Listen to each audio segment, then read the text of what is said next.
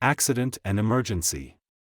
This is a part of a hospital where people go if they need urgent help because of an accident or sudden health problem. After he hurt his arm, his mom took him to accident and emergency. After he hurt his arm, his mom took him to accident and emergency. The nurse in accident and emergency helped him feel better quickly. The nurse in accident and emergency helped him feel better quickly.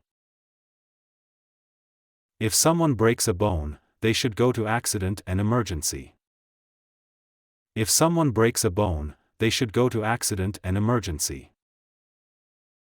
Accident and emergency is always busy with people needing quick help.